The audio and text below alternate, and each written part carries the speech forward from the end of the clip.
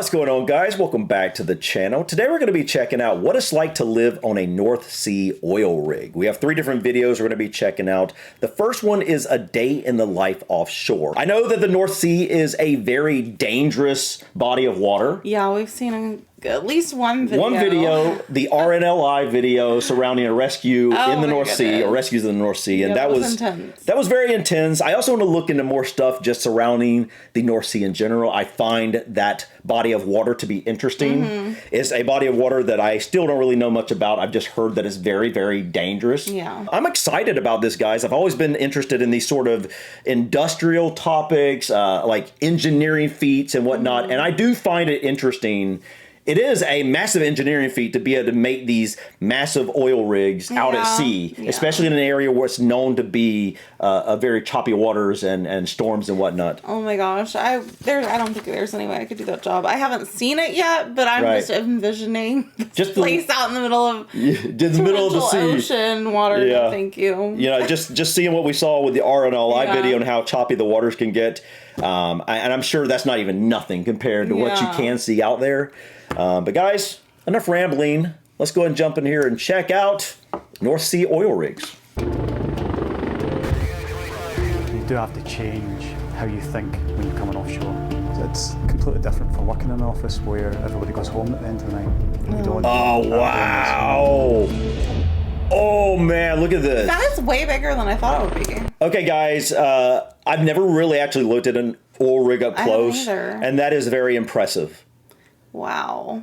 And very scary to me. That's amazing. And look at the tiny little helipad where you land. I know, but that's interesting too, because I wasn't sure if they were getting in on boat or on helicopters. Yeah. And so obviously helicopters, which would be a lot faster. It's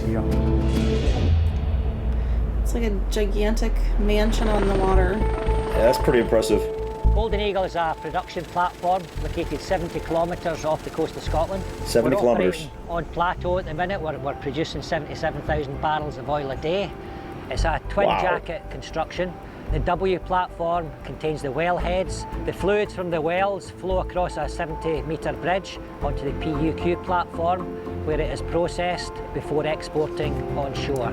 Wow. Oh, they process it offshore as well? All right here. At this one small, I mean, it's big, but it still seems small to do all that. Right, that's what I was thinking. It's like, where are the holding tanks until they get taken off and shipped? It's gotta be very efficient. Yeah, it is. I'm just trying to see this and like, where's the holding tanks? I can't really picture it. It must be in the inside there. The layout of the platform is such that the living quarters is segregated as far as possible from the highest hazard areas. Normally there is around 100 POB personnel on board the platform, a maximum of 140 beds available. Wow! That's crazy. I wouldn't think that many people could be there. 3 groups: your services, your maintenance and your production. The production and the maintenance teams, it's a very close relationship. They maintain the equipment, we do monitoring of it and operate it. And you've also got your services department, and they're the people that really make the installation run. They're cleaning the rooms, they're cooking your food. This is crazy. This is cool. You know, like, I didn't even really think about it, but because it kind of is like, you got 100 people, maybe even up to 140. Miniature city. Yeah, it's a little town on the sea. And so you've got to have people cooking, you got to have janitors, you got to have a little bit of everything. Thinking about all that. I was just thinking, oh, they come to work every day out here on this. Well, I would expect they would. I would expect they stay on board. I just don't know how long they stay on board. Yeah, I figured it was like short bursts, like you have, I don't know, a week on and you're working and then you go offshore or you go back to shore and then, I don't know, swap out. I don't know. That's crazy. It's a 24-hour operation. It consists of day shift and night shift.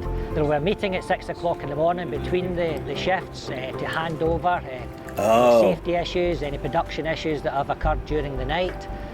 During the day, the team will liaise with onshore with any issues they have, we're meeting their KPIs. Maintenance activities occur throughout the whole 24 hours, so permits are issued, maintenance technicians will do various jobs during the day, and then in the evening again, the job will be handed over again back to the night shift.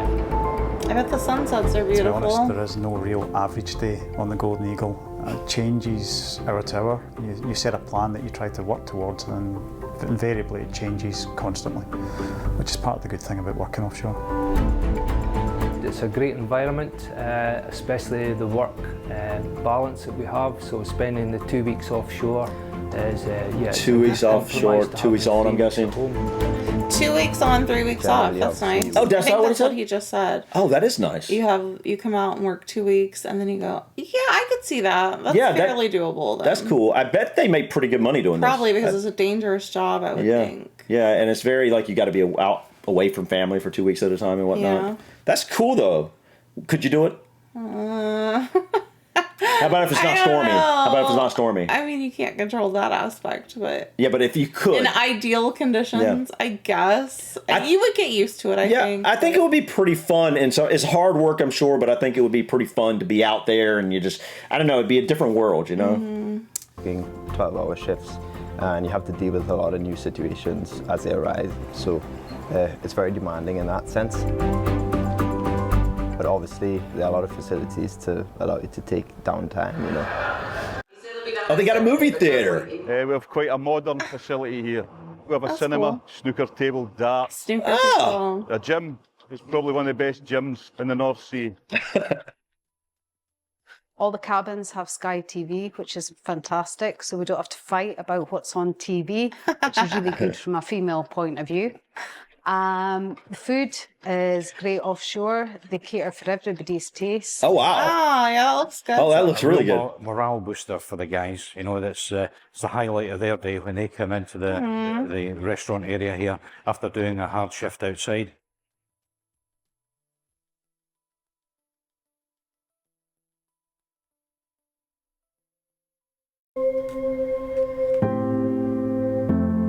Not everyone can do it. I mean, we've had people out here that just couldn't adjust to it, couldn't adjust to being away from home, couldn't adjust to the kind of the pace of things. Isolation. Out here. Takes Oh my goodness! Look how far the sea goes down. Work offshore. Wow! Like this would feel surreal at first to me. You're walking along like this, and like you're on another planet, kind of. I mean, it is. Look, we're seeing it from the perspective of someone actually inside here, sort of, and you look how far he's got to go down, and then you see all the way over there. This place is massive. Yeah. I don't know how this compares to a lot of other oil rigs, but just to me, this looks like it's incredible. The views would be immaculate. Yeah, like you imagine you just come out like at dusk. I mean, I guess you're working all the time or you're sleeping, but you come out here. It's like at nighttime, say, and you're just feeling the breeze and stuff. It would be a very interesting villain. Yeah. Working offshore or missing home. Missing home's probably the biggest one. It's missing parties and here for Christmas and New Year. And you miss the people you love so much. But the big thing here is the team we've got here. So when you're having a hard day, we're quite close. There's always somebody to speak to if you need to speak to somebody. So that helps get you through a long day. You become like family. It looks like it. Yeah, I'm sure. Working offshore, when we have a problem, we solve it out here. If there's a fire, we fight it. If someone gets hurt, we look after that person. You're working alongside the same people all the time, so you get to build a bond and a friendship. We all work together and socialise together. So it's quite a good life out here. I've worked offshore for over 25 years now, and I can't see working in any other environment. Wow. There are plans to drill further wells in the years to come. The future is looking really good for Golden Eagle. What did he say? There's plans to drill further what? Other wells. Other wells. Okay. And so what happens eventually? I'm guessing this well would shut down. They would run out of oil in it. Yeah. And so I wonder what happens at that point. Do they plug the well just in case to make sure oil doesn't come back up? I don't know anything about this. And then they take it. Field. They take this whole platform down and then they move it to another place. Maybe. I don't know. I don't think they probably would just leave it here. No, it would make sense if they were. Yeah, if they were done. I think I would kind of enjoy this. I think I would enjoy like the 2 weeks on, 3 weeks off. I think that's what he said. Yeah. Yeah, that's pretty cool. You would miss your family and stuff during that 2 weeks, but when you come home, you can forget about everything for 3 weeks. Grow fonder. Yeah, that's very true. There's probably some positives to that. Yeah. Because when you come back home, everybody's so excited to see you. You're so excited to see everybody else. So we're in Aberdeen and today we're heading off to Energy Major Total's new Culzean field in the North Sea. This field, developed at a cost of $4 billion US, is expected at its peak to supply 5% of the UK's total gas demand. One well. That is crazy. Nearly an hour by helicopter from the Scottish coast. Oh, the brand wow. new Culzean development is a powerful reminder of the North. Hold on. That over there, first I thought it was a ship. I think that's, is that a ship or is that like a part of it? Hold on. Wow. I can't tell. Whoa. If that's not a ship, which I think it's attached. Yeah, it looks like it's attached. And this one looks slightly bigger, or maybe just a different layout well, than the other one. The other one had 2 little platform areas. This one has at least 3, maybe 4. So this looks to be bigger than the previous. So when they fill up like the barrels of oil, at least on the other drill place we were seeing the well, they did it all right there. They processed the oil and everything. So then does a tanker come out and just fill up the barge with barrels and then take it back in? Must fill up the barge with oil and then take it in, and then it goes to a refinery. Yeah. I guess at that point. I'm not sure exactly what the processing looks like on one of these platforms. Like, obviously, they get the oil up. I'm not sure what they do in terms of processing it to get it ready to go on a barge to be taken to an actual oil refinery. Right. You know what I'm saying? Seems like there's a lot of steps involved in this, and I'd love to look into that more, guys. I don't know anything about oil production, to be honest, and I think I would find that kind of fascinating to see that process take shape. It kind of blows my mind. Like, how was this first discovered? It is pretty crazy when you think of that. I don't know. Thought of this. I've never really looked into that. That would be interesting to find out. Coast. The brand new Culzean development is a powerful reminder of the North Sea's remaining potential. Look at the water down there. Gas. But environmental groups say developments like this are terrible news for climate change. Total has built a towering 3-platform complex and a floating storage vessel, altogether weighing around 100,000 tons, to tap into one of the biggest gas finds in UK waters in recent decades. The technical challenges are Wait, is it all the way out there? It doesn't look it on a beautiful spring day, but the North Sea can be among the most hostile of environments. And getting to the gas means drilling under 90 metres of water and through 5,000 metres of sandstone. Holy! Okay, 90 meters of water and 5,000... Okay, hold on 1 second, guys. We don't usually say meters, so over 16,000 feet of limestone. What? That's incredible, guys. Wow. Wow. That's a process. That is. The complex has to be able to safely process gas trapped in the rock at more than 900 times atmospheric pressure. Wow. 175 degrees centigrade. North Sea oil and gas production peaked years ago, but Total believes its investment here will encourage further exploration in the area. Well, this is one of the most productive basins for oil and gas in the North Sea, and obviously with infrastructure such as Culzean available to tie back to, that reduces cost per barrel and obviously makes exploration prospects more viable going forward. Klaus Fissing-Jorgensen, Culzean project director, says he's sure there are other such fields of this scale yet to be discovered in the North Sea. Probably. For me, all the way back in 1992, I was told never join this dinosaur industry. It's a dying industry, and nothing's really going to happen. There will be no future for you here. And here we go. This is almost more than 30 years since then. So yes, there will be more opportunity, I think, and it's always going to be like that. Never believe all these stories, you know. I remember when I was a kid hearing the same things when I was in school. Do you remember that? Fossil fuels, basically like... It was ending, it was ending, it wouldn't be around. Yet the oil and gas sector face a bigger potential challenge. Hold up! This is a different view. This is a view from that other platform. This makes it look much bigger. This is massive, guys. Oh my good, this is literally like a town on the sea. This is that lower platform we were seeing that was the 4th platform. We weren't 100% certain if it was the, if it was a ship or whatever. Yeah, this is incredible. Wow. Scotland in May declared the country faced a climate emergency, a crisis that burning more fossil fuel can only worsen. Can they get there? The Culzean project suggests a lot more energy can still be extracted from under the North Sea.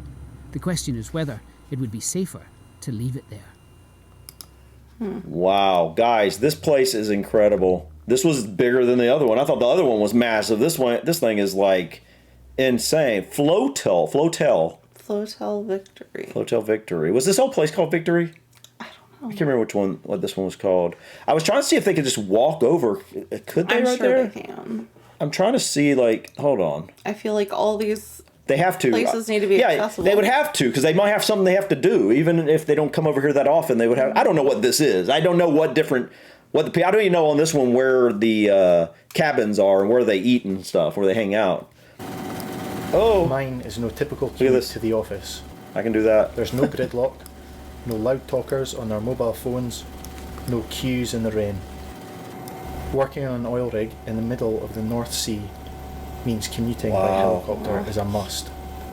Commuting by helicopter, wow. Is a must. Welcome to my office. Welcome to Shearwater. You're about to experience life on board an oil rig for yourself. This immersive video allows you to control the camera with your mouse. So look up, down and around as we explore the Shearwater platform together. My name's Paul Watt. I'm an operations technician. Okay. After disembarking from the helicopter, we're assigned our living quarters. Take a look around. This is where I'll be sleeping on the rig for the next 3 weeks. Okay. It's small, but you get used to it. Yeah, it is a little small, but I mean, I wouldn't expect it to be large on here. Warm. Yeah, it is. But it's not like you're living here like all the time. You come here for like 2 weeks, then you're gone for 3 weeks. So the majority of your life is still off here, it sounds like. I think the thing that would bother me the most, just like not having windows everywhere. Yeah. I love having natural light and windows. But I don't think it would be possible. And you can go outside, I guess, whenever you want, but it's just something about it. Yeah, I agree. Take getting used to, for sure. Now I've put on my protective gear, it's time to start my 12-hour shift. That'd be hard. Those rubber boots. I've worked on this rig for nearly a decade. So you could say it's like my second home. Wow, look at this place. Look around you, and you'll get an idea of the scale and layout of the platform. Whoa! You would not want to fall off. Oh my goodness. At first I didn't even know he was that high. Yeah, that's pretty freaky. Wow! Guys, this is incredible. What? I wish I knew what that is. Can I see it? Can I? That's like a giant smokestack or something. All right, yeah, it's not going to let me like zoom in. There must be a ship right there. Oh my goodness, guys, this is incredible. Oh, that makes my stomach feel queasy. Shifts are tiring, but at least I know at the end of every rotation I'll get a month off. A month? So the other video we watched, he said 2 weeks on, 3 weeks off at that rig. Yeah. This one, he works 3 weeks and then he's off for a month. That's even better. Yeah. Oh my goodness, yeah. 12-hour days. Though if you're on for 3 weeks, that means you work every day. Yeah, but think about this. You literally, his position at least, he works 12 hours a day, I'm guessing 21 days in a row, which you're going to be very tired. Yeah, that's a lot. But then you get done, you're gone for a month. Bye. Bye. I mean, like, that's pretty cool, man. Yeah, but it would be hard on you. Yeah, but hard on the body. It would be, but you've got a lot of downtime when you get off to kind of hang out and stuff, and then you're gone through. Imagine how your family and friends and everybody, act when you get back. Like, how exciting it would be to see them. Yeah, I think I would prefer the 2 weeks on, 3 weeks off split. I think I would prefer... Because it's a little more, like, manageable. 2 weeks, okay, I can do anything for 2 weeks. I'm in and out. I think I would prefer the 3 weeks and month, yeah. I mean, because then, like, I leave for... Yeah, I mean, just being like a month, that'd be pretty cool. And just as you're getting... you kind of... After a month of not working, you're kind of be like, all right, I'm ready to get back to it. And then you go back and you're excited to be back. And then when you get to about the 2 week mark, you're probably like, okay, I'm ready to get out of here. But I only got one more week. Days, yeah, so I think it's good. Either one of those would be a really good cycle. So this is where I work. Without getting too technical with you, I'm basically in charge of controlling the flow of hydrocarbons into Shearwater, its refining and export. Oh man. I'm about to open well 9. This rig eventually exports oil and gas back to the mainland. Okay, thank you very much. Mine is one of many roles that our 100 strong crew of Shearwater undertakes. Operated by Shell, the shearwater platform sits in 90 metres of surging seawater. 300 feet, roughly. 140 miles east of Aberdeen. 140 miles Wow. out. This 80-metre bridge connects the 2 steel jackets that the rig consists of. 80-metre bridge. Wow, that's a really long... that makes me realize how long this whole platform probably is. I mean, if you're talking about this one bridge, this 80 meters, that's not connecting all the... was this one only 2 platforms, or was it one of the ones with 3 or 4? Oh, I don't remember. Either way, it's a long... I'm getting them all confused. Yeah, together. this is long anyway, though.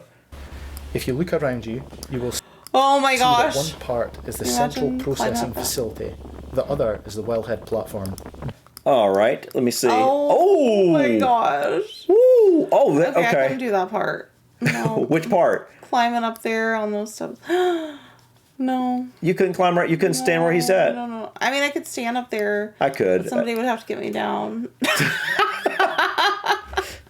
Both are designed to withstand wave heights of over 23 metres or collisions from a 5,000-ton vessel. Oh my The weather goodness. here can be wild, it's true, and the platform is always noisy, but you'd be amazed at how quickly you get used to it. Yeah. The biggest adjustment for me is switching between the day and night shifts. Yeah, that would get rough. Even though we're stuck in the middle of the North Sea, the downtime doesn't drag as much as you may think. We've a gym, and even though it's no Cineplex, we've a cinema too. My aim is to just try and relax. The next long shift is just around the corner. Yeah. It can be tough being away from friends and family for weeks at a time. And although your crewmates become like an extended family, you can still get on each other's nerves after a while. There's a boat. What, was that a submarine? No, I think it was a boat. Still get on each other's nerves after a while.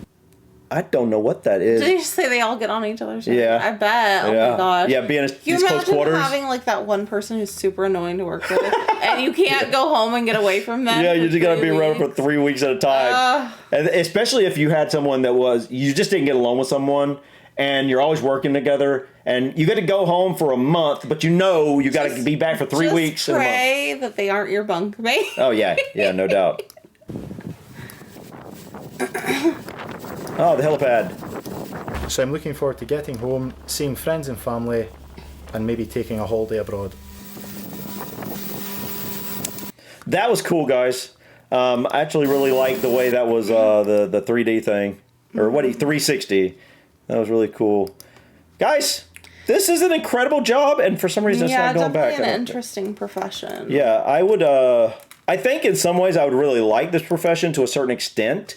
I'm interested in it. It's fascinating to me. This all this industrial and engineering type stuff is very fascinating to me. And I just look at these large scale, floating towns, and I'm like, how in the world did they build that? It's just first thought that comes to my mind is how in the world that humans ever even think of building something like this? It's just massive. Yeah, something he said there at the end where how these platforms are rated to withstand a certain amount of storms and surge. And then something that didn't even cross my mind is a ship accidentally or purposefully crashing into. Oh my gosh, that was scary. This was incredible. I really enjoyed this. Let us know in the comments if you have any experience working on an oil rig like this, and how was it? What was your experience? But also let us know what you think we should check out next in terms of anything kind of like this. Like I said, I love the industrial stuff. I love looking at the engineering feats. I would consider this an engineering feat. I mean, this is incredible, But I love looking at all that sort of thing. But I think that's it for us today, guys. Thank you so much for stopping by. Please click that like button. Feel free to drop your comments or suggestions about this video or others. And don't forget to subscribe to continue to follow us on our journey. Until next time, peace.